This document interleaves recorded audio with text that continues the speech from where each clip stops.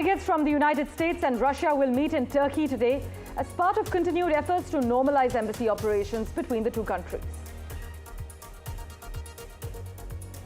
Indian security agencies are braced for the arrival of Tahabur Rana, being extradited from the United States nearly 16 years after his arrest for his role in the 26/11 Mumbai terror attacks. India and the United Kingdom have agreed 90% of their free trade agreement. Businesses were told on a call with negotiators this week. At least 124 people are known to have died when the roof of a Dominican Republic nightclub collapsed on Tuesday morning.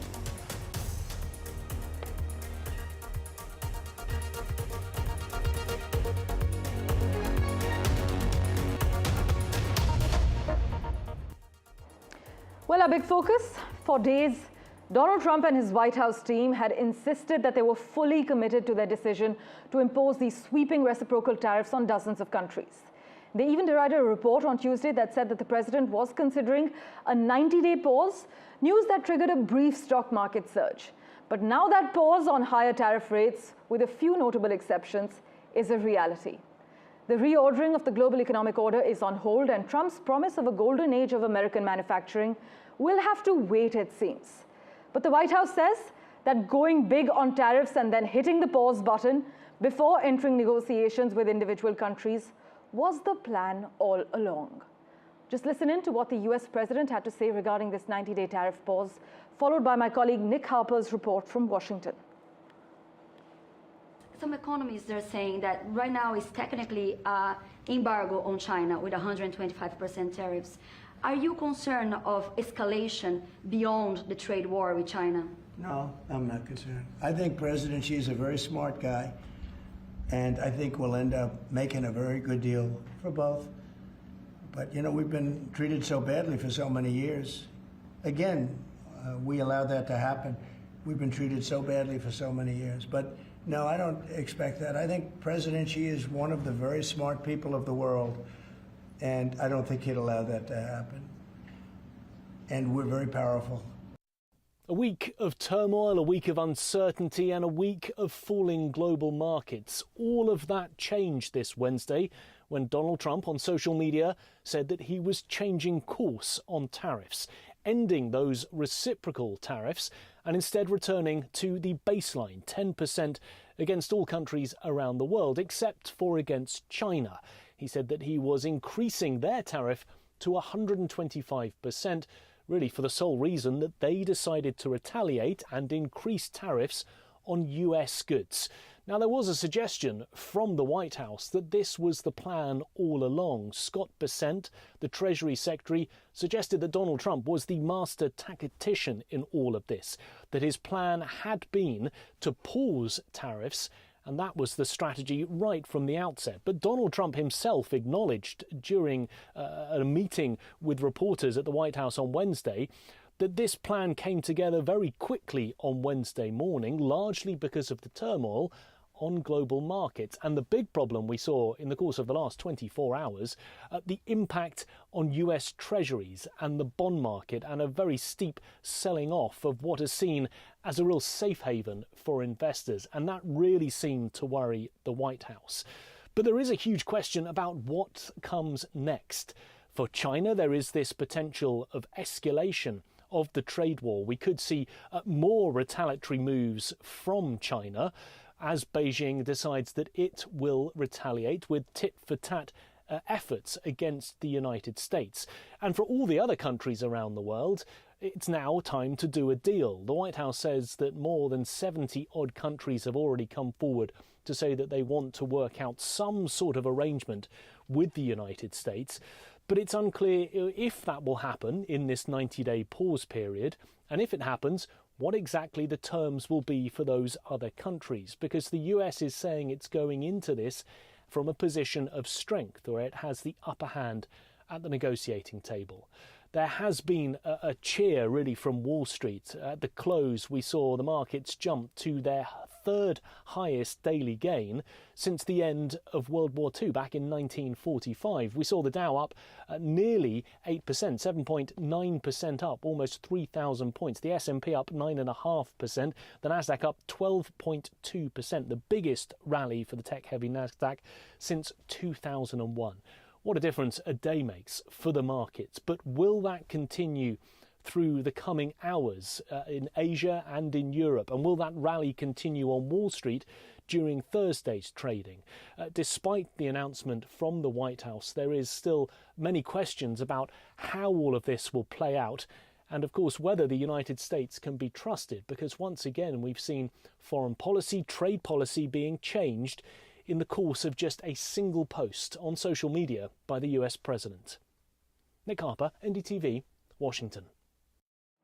Well, what a difference a day can make. For further clarity on the global impact, I'm joined by Peter Maguire at the moment. As always, Peter, pleasure to have you on our show.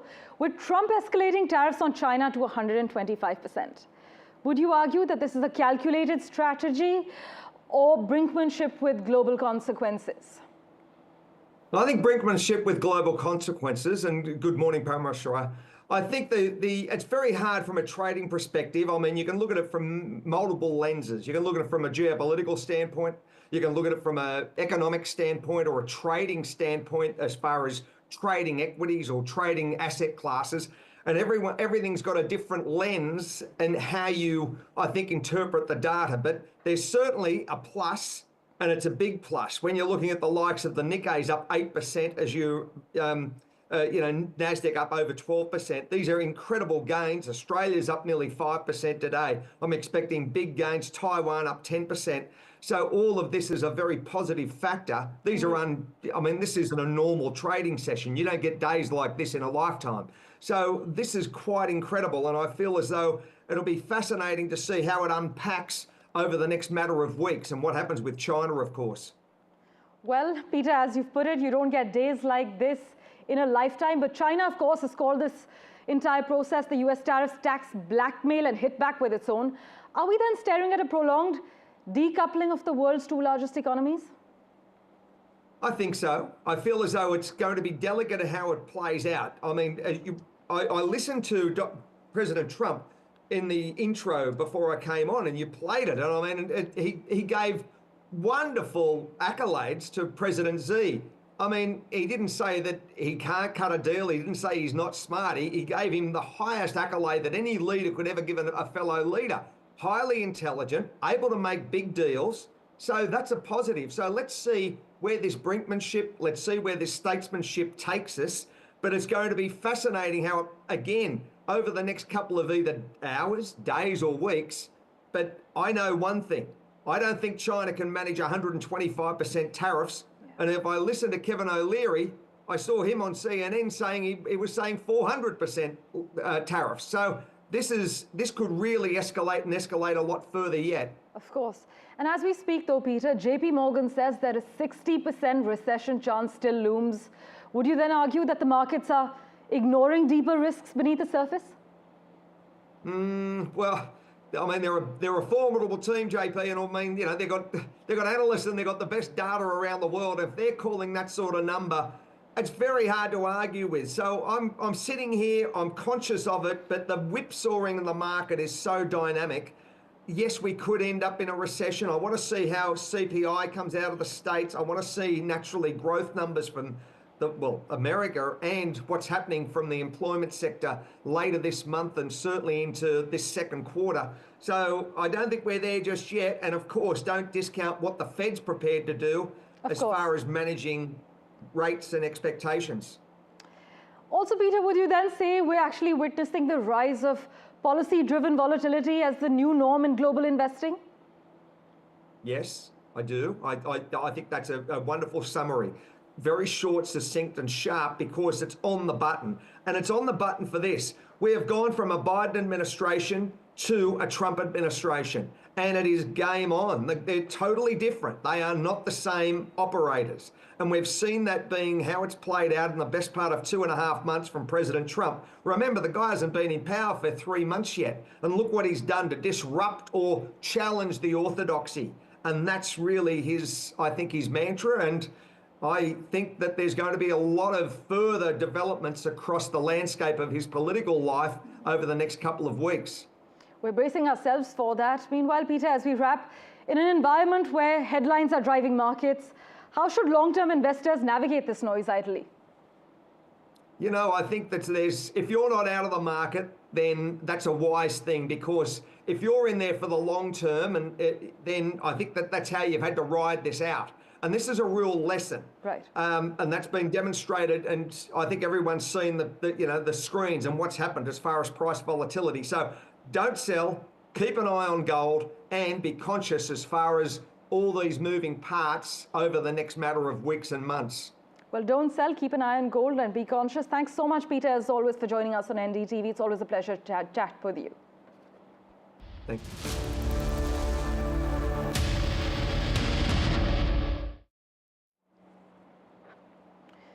And let's turn our attention to the other big story we're tracking. Indian security agencies have braced for the arrival of Tahavvur Rana today. He's being extradited from the US nearly 16 years after his arrest for his role in the 26/11 Mumbai terror attacks. The National Investigation Agency has asked for a jail van to be sent along with pilot escorts to the airport ahead of Tahavvur Rana's arrival. Meanwhile, the Delhi Police Special Cell has been placed on alert, and SWAT commandos have already been deployed at the airport. In fact, on Wednesday, the Union Home Minister Amit Shah held a meeting with the External Affairs Minister Dr. Jaishankar, as well as the National Security Advisor Ajit Doval, to discuss the preparations. So today is the day that Tahavvur Rana will be brought back after 16 years from the United States. In fact, the sentiment among survivors, among the families of the victims, has been of relief that he is being held accountable. Currently, we're being told that Indian security agencies braced for Tahavvur Rana's arrival. He's being extradited from the US nearly 16 years after his arrest for his role in the 26/11 Mumbai terror attacks. Late at night, the Home Ministry had issued a Gazette notification appointing a special public prosecutor for conducting the trial for 3 years. In fact, as you know, and I must take you through the Headley-Rana link, they met for the first time at military school in Pakistan. Headley moved from the US to Pakistan in the 2000s, is what we're given to understand. Headley then attended a Lashkar training camp in Pakistan. He returned to the US in 2005. Now he meets Rana, he shares the details of the Lashkar links. Headley and Lashkar use Rana's business as a front, as we have been covering. Tahavvur Rana helps Headley secure a business visa. Headley then visits India and Pakistan between the year 2006 and 2008. Rana is being held accountable for providing logistical support to Headley. And in October 2009, Tahavvur Rana and Headley were arrested. My colleague Ghazali has been tracking the finer developments for us. Ghazali, take us through the latest details. So it is expected that around noontime, Tahavvur Rana will be landing here in Delhi. All the security agencies, including NIA and other sister agencies in India from Mumbai, have landed here in Delhi. It is expected that he will be put up in Delhi for a few days so that his interrogation and investigation can start. This is a big for India, as we have been reporting, because Pakistan's link in the entire Mumbai attack has been established multiple times, but it will only be cemented more. More linkages will be explored once Rana will be here. And this will also lead to sort of help the agencies to expose more insider plot from Mumbai and other region to the people who supported Rana, because it has been reported that Tahavvur Rana stayed in Mumbai. He visited multiple locations in India, including Ahmedabad, Cochin, and locations in Uttar Pradesh, a state in India where Tahavvur Rana met several people. So those people who provided logistical support, or those who were in the know of the things that this terror attack was going to be executed, their linkages and their links will also be exposed once Tahavvur Rana will be interrogated. Ghazali, thanks so much for joining us with the latest details.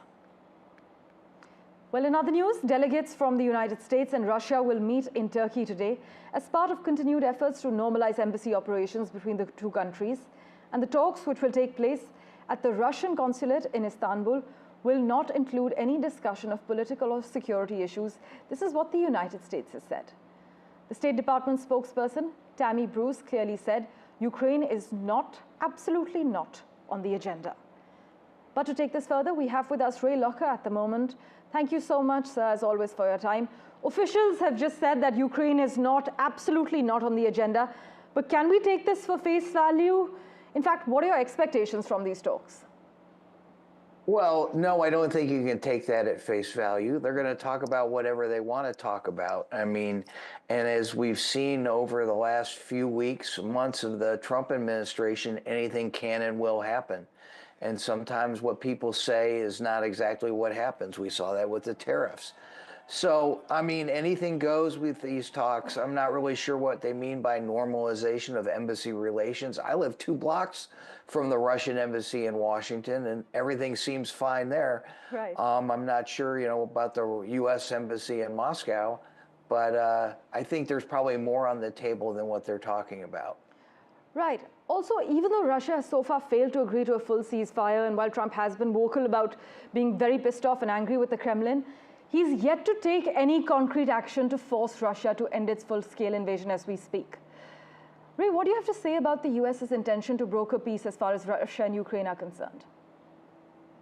I mean, I'm very doubtful that this administration is going to push Russia very hard on anything. Remember, last week when the tariffs were announced, one of the few countries that had no tariff on it was Russia. Right. We have imported things from Russia in the past. I mean, and there was talk about why did we put tariffs on those islands in the southern Indian Ocean? Well, maybe that China would try to somehow use them to ship goods to the United States. Well, what about Russia? It's right next to China. So there's a lot of things that don't really make sense in all of this. I would love to see these talks lead to a better world and something that ends the war in Ukraine. Of course. But I haven't seen much lately that makes me feel comfortable about that.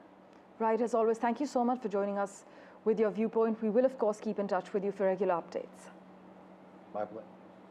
In other news, the United States imposed new sanctions on Iran days before the Islamic Republic's scheduled talks with Washington this weekend in Oman. The Treasury Department designated 5 entities and 1 individual based in Iran for their support of establishments that oversee and manage Iran's nuclear program. Well, let's turn our attention now to the India-UK FTA talks. Well, finance ministers of India and the United Kingdom have agreed to continue negotiations at pace to clinch a mutually beneficial free trade agreement and an investment treaty as they pledge to bolster comprehensive as well as strategic partnership. It also comes at a time when the threat of tariffs by the United States on various nations raised fears of a protracted global trade war. And trade between the United Kingdom and India, as you know, is valued at over £40 billion, with substantial foreign direct investments as well. Just listen in to what Nirmala Sitharaman had to say, followed by Stuart Smith's report. It's a pleasure to be here for the 13th round of India-UK economic and financial dialogue. Our dialogue reflects the enduring depth of our economic and financial partnership. We share a deep commitment to economic resilience, financial stability, as well as inclusive and sustainable development. Together, we bring the strength of legacy and the energy of transformation, bridging tradition with technology and growth with sustainability.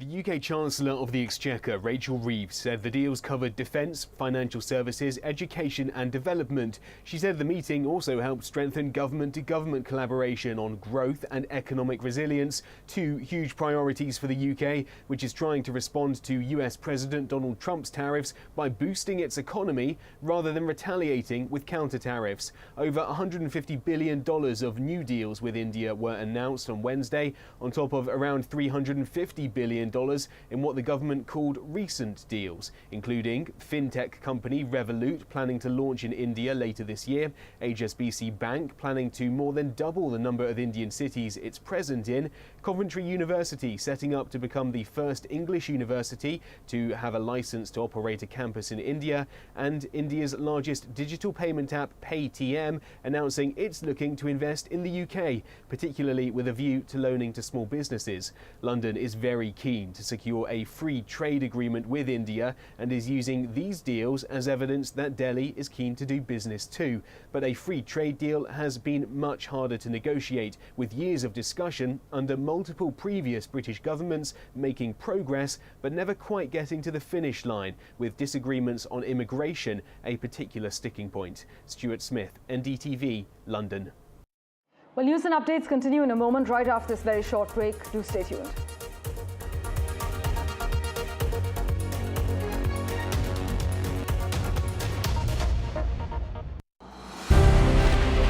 From energy grids to tech breakthroughs to defence cooperation, Prime Minister Modi's fourth visit to Sri Lanka is set to be the most consequential, one that will elevate and reshape the India-Sri Lanka ties from here on. And watch that unmatched, non-stop ground coverage on NDTV World with me, Gauri Dwivedi, right here from Colombo.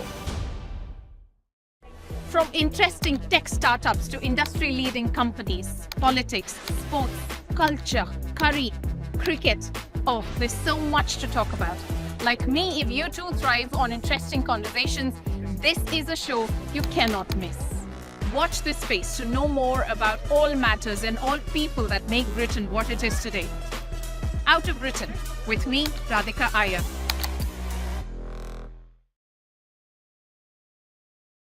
In today's interconnected world, India's voice is more crucial than ever. When India speaks, the world listens. At NDTV World, we are that voice, bringing you intelligent and insightful news from India and beyond. From geopolitics and diplomacy to economic shifts, migrations, tech disruptions, and the stories of our diaspora. We cover the news that shapes our global future. NDTV World, your new home for global news, is here.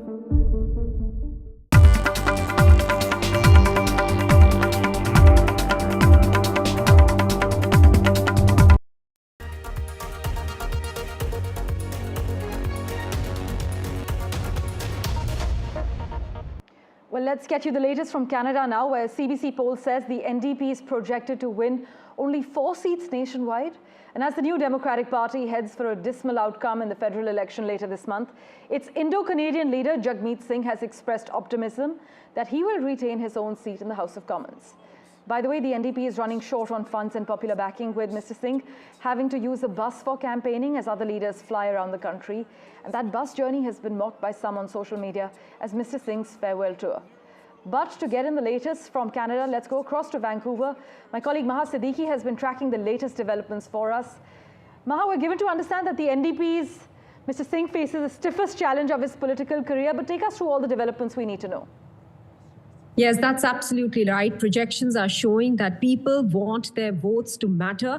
And for that, they are likely to vote either the Conservatives or the Liberals. They do not want to bank on a party which doesn't have a pan-Canada presence. And they do not want to give a weak mandate to a party because they believe that would weaken Canada's fight against the US, against the Trump administration in the trade war that we are seeing between the two countries. And that is why the NDP seems to be losing ground, because people, the voters here, are not seeing them as a favorable option.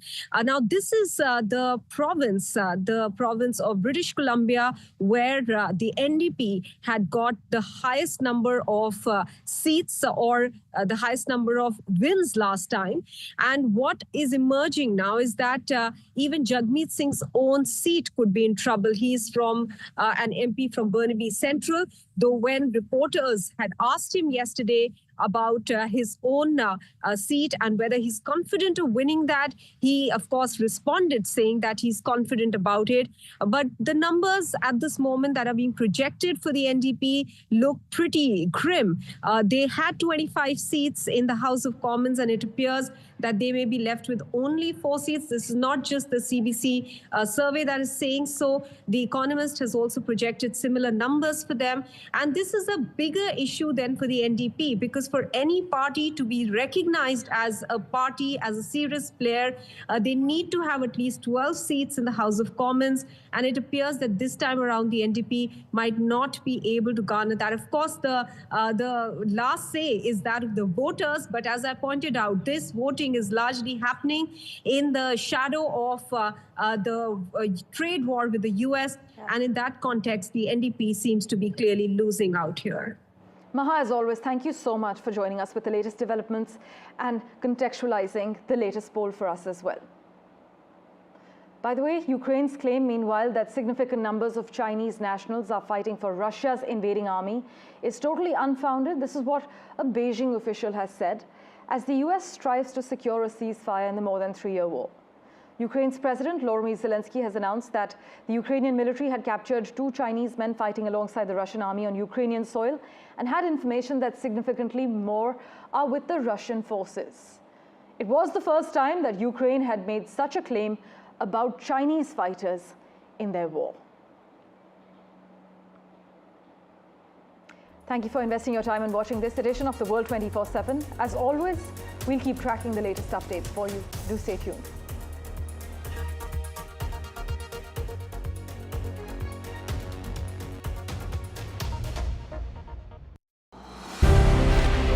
From energy grids to tech breakthroughs to defense cooperation, Prime Minister Modi's 4th visit to Sri Lanka is set to be the most consequential, one that will elevate and reshape the India-Sri Lanka ties from here on.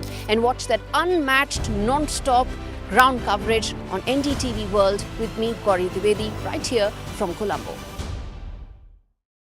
From interesting tech startups to industry-leading companies, politics, sports, culture, curry, cricket. Oh, there's so much to talk about. Like me, if you too thrive on interesting conversations, this is a show you cannot miss. Watch this space to know more about all matters and all people that make Britain what it is today. Out of Britain, with me, Radhika Iyer.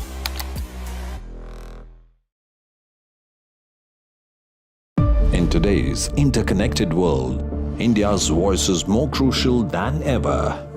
When India speaks, the world listens. At NDTV World, we are that voice, bringing you intelligent and insightful news from India and beyond. From geopolitics and diplomacy to economic shifts, migrations, tech disruptions, and the stories of our diaspora. We cover the news that shapes our global future. NDTV World, your new home for global news, is here. From interesting tech startups to industry-leading companies, politics, sports, culture, curry, cricket. Oh, there's so much to talk about. Like me, if you too thrive on interesting conversations, this is a show you cannot miss. Watch this space to know more about all matters and all people that make Britain what it is today.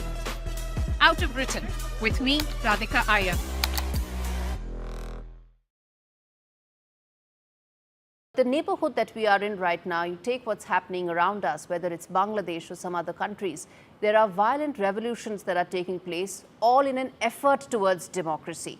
How do you view that, especially in the context of Bhutan's history being completely opposite of that, and you have the advantage of history, apart from, of course, leadership lessons? So this is exactly the point I've been trying to make, and especially to our own people. Let's treasure what we have, and especially to the youth of Bhutan. In our region, whether it's India, Bangladesh you just mentioned, Nepal, Pakistan, Sri Lanka, Maldives, Afghanistan, some places don't even have democracy yet. But wherever there's democracy, even in India, it was a product of bloodshed, of sacrifice, of revolution. In Bhutan, it was a product of enlightened leaders imposing it on a reluctant people in a time of peace and prosperity, unprecedented stability. And this makes Bhutanese democracy, Bhutan's democracy,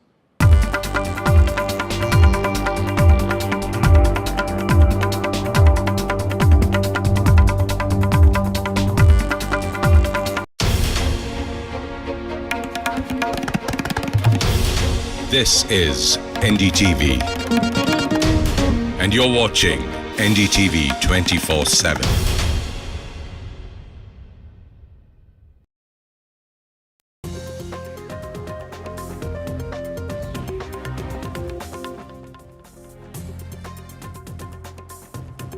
A very good morning. You're watching The Breakfast Show on NDTV 24/7. I'm Divya Wadhwa. We have a whole lot lined up for you, including that plane that's about to land in New Delhi that's carrying Sahawur Rana, the mastermind behind the 26/11 attacks in Mumbai. He's going to be landing here in Delhi this afternoon. We're going to get you all the details as to what happens after he sets foot on Indian soil. Where is he going to be taken? All the details of what happens next. But first, let's get you the headlines.